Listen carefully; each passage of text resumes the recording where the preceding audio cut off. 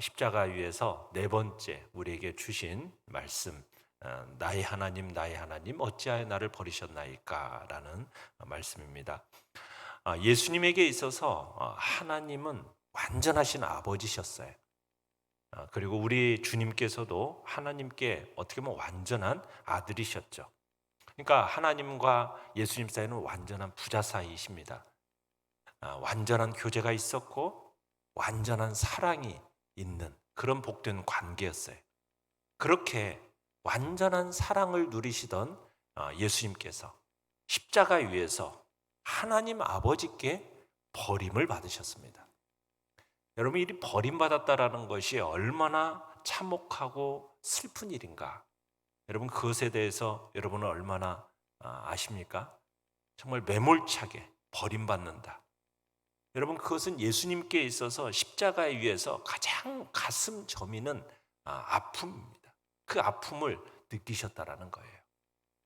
예수님께서 십자가상에서 네 번째로 하신 말씀은 완전한 히브리어입니다. 히브리어. 당시 유대인들이 가장 일상적으로 통용되던 언어는 아람어라고 그래요. 그리고 제국어로 이렇게 공용으로 쓰였던 언어는 헬라어입니다. 헬라어와 아람어가 함께 공용으로 쓰였던 시대 속에서 이제 네 번째 주신 유언은 완전한 히브리어. 엘리 엘리 라마 사박다니. 직역하면 뭐냐면 나의 하나님 나의 하나님 당신은 무엇 때문에 나를 버리셨습니까? 이런 의미입니다. 그러니까 이것은 십자가의 고난의 절정에서 주신 말씀이에요. 이 말씀 또한 다른 유언들과 마찬가지로 어떻게 보면 기독교 신앙의 확고한 기초가 되는 교리를 담고 있어요. 구약 성경은 예수 그리스도의 이 십자가의 죽음을 저주의 죽음으로 표현하고 있습니다. 신명기 21장 23절에서는 이렇게 쓰여져 있어요. 같이 한번 읽어보죠. 시작.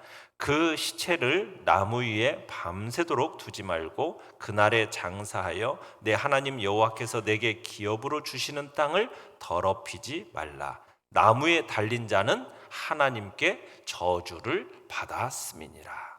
그러니까 이렇게 신명기의 기록처럼 나무에 달린 죽음은 어떤 죽음이라는 겁니까? 저주받은 죽음이라는 거예요. 저주받은 자를 매다는 나무, 그게 십자가였던 거죠. 그 나무에 달려서 예수님께서 죽으신 겁니다. 저주받은 어떻게 보면 재물의 절규다. 그게 바로 엘리 엘리 라마 사박단입니다.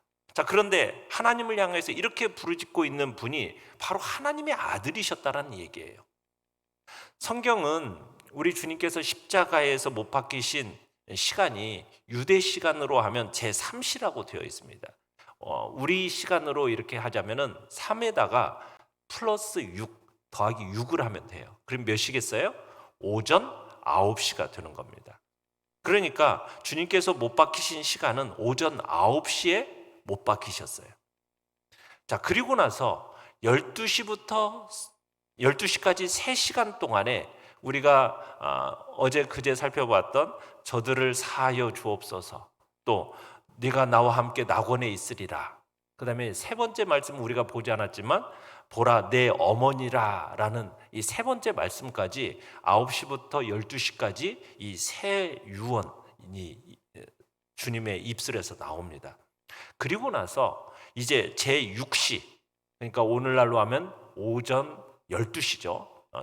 정오로부터 오후 3시까지 주님께서 조용히 침묵하십니다. 12시부터 오후 3시까지 한창 해가 막 환하게 비칠 시간이지 않습니까? 그런데 그 시간 동안 성경은 어떻게 되었다라고 얘기하고 있습니까? 어두움이 임했다, 이렇게 기록되어 있어요. 어두움이 임했다. 한번 읽어볼까요? 마태복음 27장 45절로 46절을 한번 읽어봅니다. 시작. 제6시로부터 온 땅에 어둠이 임하여 제9시까지 계속되더니 제9시쯤에 예수께서 크게 소리질러 이르시되 엘리 엘리 라마 사박다니 하시니 이는 곧 나의 하나님 나의 하나님 어찌하여 나를 버리셨나이까 하는 뜻이라. 그러니까 주님은 그 시간, 어떻게 보면은 이 3시간이 사흘보다도 더 긴 시간으로 여겨졌던 겁니다. 이 3시간 동안 그렇게 오후에 이 3시까지 그렇게 3시간 동안 침묵하셨던 주님께서 입을 여신 거예요. 고통의 침묵을 깨트리시고 입을 여시면서 하신 4번째 말씀, 엘리 엘리 라마 사박다니. 이것은 육신의 처절한 고통뿐만 아니라 그 영혼의 고통, 영혼을 고통까지 견디다가 한계에 어떻게 보면 다다르면서 토하신 부르짖음이다라고 볼 수가 있습니다. 4번째 말씀을 하시기 전까지 3시간 동안 예수님께서는 그러면 도대체 뭘 하고 계셨겠습니까? 비록 육신은 침묵하고 계셨지만 그 영혼은 침묵할 수가 없었어요. 십자가 위에서 우리 주님은 지금 뭘 하고 계시는 거예요? 우리를 대신해서 감당하시고 계셨다. 뭘 감당하고 계셨어요? 하나님께서는 지금 십자가 위에다가 하나님의 그 무서운 진노를 쏟아붓고 계셨습니다. 하나님의 그 진노를 전부 그 십자가 위에다 쏟아놓고 계셨어요. 그 진노의 형벌은 그저 육체에 그치는 형벌이 아닙니다. 십자가에서 육체적으로 너무 고통스럽겠다, 너무 힘들겠다. 여러분, 그 육체적인 고통만이 아니라 주님의 영혼 위에다가 하나님은 그 진노를 쏟아붓고 계시는 거예요. 예수님께서 영혼으로 당하신 그 영적 고난이라는 것은 여러분 육체적인 고통과 비교할 수 없을 정도로 끔찍한 고통이었다라는 사실입니다. 십자가 위에서 하나님의 진노를 막 쏟아내실 때 그걸 홀로 다 받아내시는 거예요. 못이 관통하는 여러분 그런 육체의 아픔보다도요 더 큰 아픔이 영혼 속으로 파고들고 있었다라는 사실입니다. 그래서 나의 하나님, 나의 하나님, 어찌하여 나를 버리셨나이까? 여러분, 이것은 기도를 하기보다는 인내의 한계 속에서 내지는 절규에 가까운 부르짖음이었다라고 볼 수가 있는 거예요. 하나님과의 단절을 경험한 그 아픔, 우리 주님의 그 아픔의 경험을 반영하는 슬픔의 비명이었다는 사실이에요. 여러분, 십자가에 못 박히신 여러분 이 3시간 동안 해가 빛을 잃었다고 그러잖아요. 그죠? 어둠이 임했다. 이 4번째 말씀을 시작하실 때 온 땅에 흑암이 내려왔어요. 한창 햇빛이 여러분 12시면은 12시에서 3시까지가 한창 정말 찬란한 햇빛이 내려뜰 때 아닙니까? 그 내려뜰 때 비칠 때 여러분 도대체 어떻게 이런 일이 일어날 수 있었는가? 어떻게 보면 기상이변이라고 할 수가 있겠죠. 그런데 우리 주님께서는 하나님께서는 이 자연의 이적을 통해서 십자가 사건에 대한 당신의 마음을 표현하고 계셨던 거예요. 한낮 시간에 어둠이 내리는 이적. 이런 이적을 보이지 않고서는 하나님의 마음을 표현할 길이 없었던 거예요. 하나님께서 그걸 통해서 말씀하고 싶으셨던 것이 있으셨던 거죠. 무엇을 말씀하고 싶으셨던 것일까요? 예수님께서 십자가에 못 박은 그 일이 얼마나 큰 죄악인가, 그것을 보여주고 싶으셨던 거죠. 사람들이 비치신 예수 그리스도를 십자가에 못 박는 그 사건, 찬란하게 빛나던 해도 빛을 잃어버리는 그런 사건이었다는 얘기죠. 그런 때에 예수님께서 크게 소리를 지르시면서 마태복음 27장 46절을 다시 한번 읽어봅시다. 시작. 제9시쯤에 예수께서 크게 소리질러 이르시되 엘리 엘리 라마 사박다니 하시니 이는 곧 나의 하나님 나의 하나님 어찌하여 나를 버리셨나이까 하는 뜻이라. 어찌하여 나를 버리셨나이까. 여러분, 이 말씀은 시편 22편에 나오는 말씀으로 구원으로부터 멀어져 멸망하는 죄인이 부르짖는 통곡의 탄식이 바로 이 탄식입니다. 그런데 이 탄식을 누가 외치고 있는 거예요? 예수님이 외치고 있는 거예요. 무엇 때문에? 여러분, 왜 구원자로 오신 분이 사박다니가 뭡니까? 어찌하여 나를 버리셨나이까? 모든 백성을 구원하기 위해 오신 이분이 자신마저도 구원하지 못하고 지금 버림받은 자가 되고 만 거예요. 여러분, 성경은 이것이 주님께서 구원자가 되시는 방법이라고 말을 하고 있어요. 구원자가 되시는 방법. 주님께서 이렇듯 하나님 아버지께로부터 버림을 받는 그것이 우리를 구원하시는 방법이라는 거예요. 우리를 모든 죄와 슬픔으로부터 구원하시는 방법. 그게 방법이 뭐냐? 하나님의 아들 예수님이 철저히 버림받는 거라. 철저히. 우리를 구원하시는 방법이 철저히 버림받는 거라는 거라는 거예요. 여러분, 이것이 우리 인간의 지혜로는 도저히 쉽게 이해가 되지 않는 내용이에요. 많은 사람들이 십자가를 보면서 넘어지는 이유 중에 하나도 바로 이 때문입니다. 가장 부끄러운 형틀이던 이 십자가가 구원의 상징이 됐어요. 뭐 때문입니까? 그리스도인들에게 있어서는 구원자이신 예수님께서 여러분 십자가에서 하나님께 버림받은 것, 이것이 우리를 구원하는 방법이라는 신앙이었기 때문에 바로 십자가가 구원의 방법이 된 거예요. 여러분, 고난 앞에서도 담대하시고 죽음의 위협 앞에서도 여러분 눈물을 보이지 않으셨던 분이 예수님이십니다. 자, 그런데 그분이 십자가에 의해서 나의 하나님 어찌하여 나를 버리셨나이까, 여러분 이렇게 부르짖고 계시는 거예요. 이 모습 속에서 여러분 죄라는 것이 얼마나 무서운 것인가를 우리가 보게 되는 겁니다. 죄라는 것이. 여러분, 하나님과 아들 사이를요 어떤 것도 갈라놓지 못했습니다. 아버지와 아들 그 둘의 사이를 사망도 어떤 기품도 어떤 피조물도요 그 사이를 갈라놓을 수 있는 것이 아무것도 없었어요. 그런데 무엇이 그 사이를 갈라놓았습니까? 죄가 그 사이를 갈라놨습니다. 주님의 생애에 있어서 여러분 이렇게 하나님 아버지로부터 철저하게 버림받았던 순간은 없었습니다. 여러분, 십자가 위에서 경험하셨을 이 영혼의 고통이라는 것은 우리가 영원히 이해할 수가 없어요. 왜냐하면 우리는 죄 가운데 태어나서 죄 가운데 살아가기 때문에 하나님과 이 단절된다라는 것을 우리는 너무나도 그냥 당연한 것처럼 여기며 살아가니까 이 죄의 문제에 대해서 그렇게 심각하게 생각하지 않는 경향이 우리에게는 있어요. 그러나 하나님의 아들이신 예수님, 그 아버지와 아들 사이에서는 이 친밀한 교통의 관계, 이 관계는요 여러분 결코 우리가 누려본 적이 없는, 우리가 이해할 수도 없는, 상상을 초월하는 여러분 그런 거예요. 그렇기 때문에 이 친밀하신 아버지로부터 우리 예수님이 버림받았다라는 것은 여러분 그것은 우리가 상상할 수 없는 처절한 외로움이고 우리가 이해할 수 없는 그런 수준의 고통이라는 거예요. 그 영혼의 고통이 매우 극심했다라는 거죠. 그러니까 우리는 그저 짐작만 할 뿐이지 우리가 그게 어느 정도인지를 우리가 감히 헤아릴 수가 없죠. 예수님은 지금 하나님께로부터 철저하게 버림을 받으신 거예요. 그래서 하나님을 향해서 당신이 나를 버리셨습니다, 이렇게 지금 말씀하고 있는 거예요. 예수님께서 고난을 당하셨다는 거 이해가 되지만 당신의 자녀를 보듬으시는 그런 성품을 가지신 하나님께서 어떻게 당신의 독생자를 이렇게까지 버리실 수가 있단 말인가? 이렇게까지 가슴 아프게 하나님은 진짜 아들을 버리셨습니다. 아들은 진짜 하나님 아버지께 버림받았어요.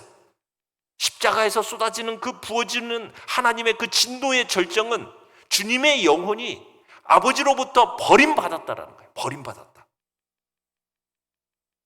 아들과 함께 자그마한 아들이 손을 잡고 가다가 그 손을 어떻게 해버려요? 놓아버려요.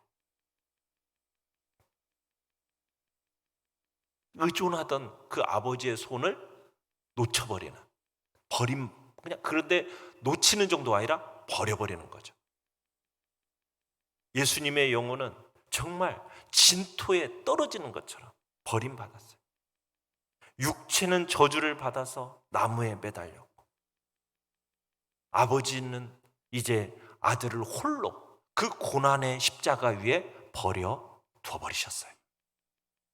그 전에 여러분 겟세마네 동산에서는 기도하실 때 누가 그 기도를 도와줬습니까? 천사가 내려와서 그 기도를 도와줬어요. 그런데 천사도 사라졌어요. 보이지 않아요. 하나님의 음성이 하늘에서부터 우리 주님께로 들려왔었어요. 그죠? 너는 내 사랑하는 아들이다 라면서 내가 너를 기뻐한다. 그렇게 하나님의 음성이 주님께 들려왔는데 그 음성조차 사라졌어요. 더 이상 들리지 않아요. 침묵하시는 거예요. 그러더니 어떻게까지요? 밝게 빛나던 그 태양마저도 얼굴을 가려버렸어요. 철저한 버림입니다. 선하신 우리 주님께서 홀로 그 끔찍한 형틀에 달린 채 언덕 위에 홀로 남겨져셨던 거예요. 그 순간 아마 마귀는 주님을 조롱했을 겁니다. 쾌재를 불렀을 겁니다. 뭐 때문에요? 왜 그리스도께서 이렇게 처절히 고난 버림받으셔야만 했습니까? 하나님께서 아무 죄도 없는 여러분 독생자를 왜 그렇게 버리셔야만 했습니까? 인류가 고안해낸 어떻게 보면은 최악의 사형 도구, 여러분 그 십자가에서 참혹하게 지금 죽어가고 있는 그 아들을 왜 버리셨습니까? 죄는 누가 지었는데? 우리가 범했는데. 하나님께서 죄 없으신 아들을 버리신 이유가 무엇입니까? 그러면서 우리 주님은 나의 하나님 어찌하여 나를 버리셨나이까? 그렇게 절규하며 부르짖을 수밖에 없었던 그 이유가 무엇입니까? 여러분 어떻게 보면 그 통곡은 우리의 통곡이어야 됐어요. 우리의 통곡. 엄밀히 말해서 하나님께서 자신의 사랑하는 아들을 버리신 것이 아니라 어떻게 보면은 우리의 죄를 짊어진 속죄양을 버린 겁니다. 우리의 죄를 짊어진 속죄양을 버린 거예요. 그리스도께서 당하신 버림받으심, 이것은 바로 우리 죄를 향한 하나님의 마음이었던 거죠. 죄를 향한 하나님의 마음입니다. 하나님께서 여러분 주님께서 버림받으신 이유는 짊어지신 우리의 모든 죄를 제거하시기 위해서 그렇게 버림받으셨던 거예요. 여러분 하나님의 심판 중에 가장 무서운 심판이 무슨 심판일까요? 우리가 로마서 1장에서 보면은 우리가 소유를 잃어버리는 거나 건강을 잃어버리는 여러분 그 정도의 그 심판은 그게 무서운 게 아닙니다. 하나님의 가장 무서운 심판은 뭐예요? 내버려 두는 겁니다. 그냥 죽음의 길로, 죄악의 길로 가도록 내버려 두는 것. 여러분 이것은 하나님의 진노 중에 최상의 진노예요. 하나님께서 우리의 죄를 대신해서 십자가에 달리신 그리스도를 향해서 지금 내버려 두시는, 버려두시는, 어떻게 보면 최상의 진노를 지금 쏟아 붓고 계셨던 거예요.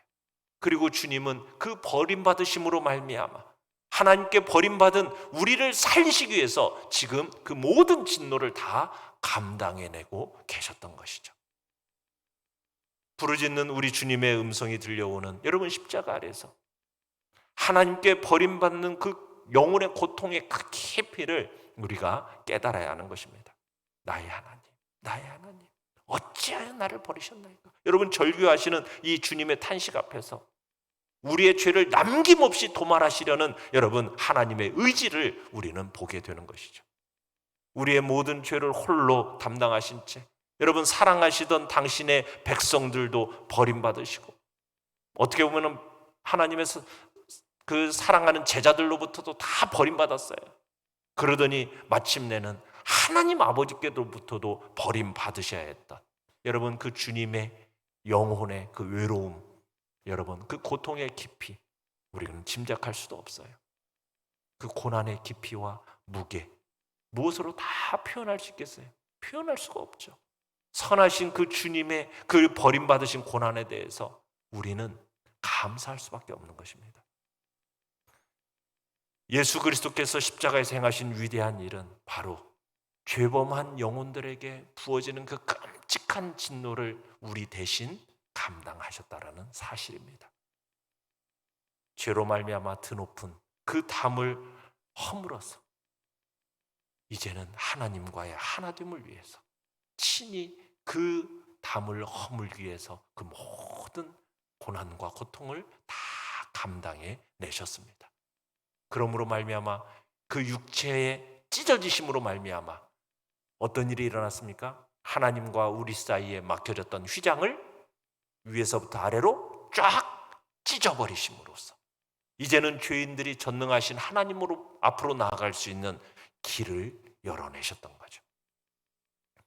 그러니까 십자가에서 우리를 대신해서 버림받으신 그 주님의 소망이 이제 무너진 죄의 담 위에서 이제 우리는 하나님과 화해하게 된 것입니다.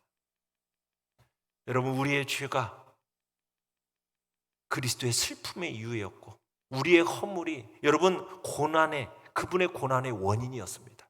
그렇다면 이 죄에 대해서 우리는 어떻게 해야 되겠냐는 거예요. 이제 우리가 죄에 대해서 어떻게 살아가야 되겠습니까? 피 흘리기까지 죄와 싸우며 살아가야 될 이유가 여기에 있다라는 거죠. 예수 그리스도의 그 십자가, 우리를 향해서 치열하게 죄된 본성을 죽이면서 이제는 살아가라고 우리에게 외치고 있는 겁니다. 죄라는 것이 이렇게 무서운 거다. 처절한 육체적인 죽음만이 아니라 영혼의 그 처절한 하나님의 심판의 진노가 얼마나 무섭게 우리에게 내리는 것인지 그것을 실제적으로 마음속에 새기면서 이제는 평생 어떻게 살아가라고 해요? 죄는 은혜의 생활을 죽이고 은혜의 생활은 죄를 죽이는 것이다. 이런 마음으로. 그래서 어느 청교도는 이런 말을 했다고 합니다. 우리 그리스도, 구원받은 그리스도인의 삶에 대해서 일평생 진리를 따라 산 성도의 얼굴에는 악마의 손톱 자국이 가득하다. 일평생 정말 진리를 따라 산 성도의 얼굴에는 뭐가 가득하다고요? 악마의 손톱 자국이 가득하다. 왜요? 죄와 그렇게 피 흘리기까지 싸우면서 살아간 그 삶이 얼마나 처절한 삶이 될 수밖에 없는지를 우리에게 보여주고 있는 것입니다. 사랑하는 성도 여러분, 이렇게 피 묻은 십자가 앞에 우리가 서서 이제는 세상의 헛된 것들을 내려놓아야 할 것입니다. 우리가 자랑했던 모든 것들이 얼마나 헛된 것들인지, 세상을 거슬러 살 수 있게 하는 가슴 벅찬 자랑거리는 이제는 주님께서 달린 그 십자가 위에 다른 것이 없음을 우리가 이 시간 고백하며 나아갑시다. 주님께서 우리를 위해 십자가에서 버림받으셨어요. 이제는 우리가 주님을 위해서 이 세상에서 버림을 받아야 할 차례가 된 것입니다. 십자가를 이해하지 못하는 이 세상을 위해서 이제는 우리가 나아가야 할 차례인 거죠. 우리가 이 시간 주님의 그 십자가를 생각하면서 같이 찬양하며 나아갑시다.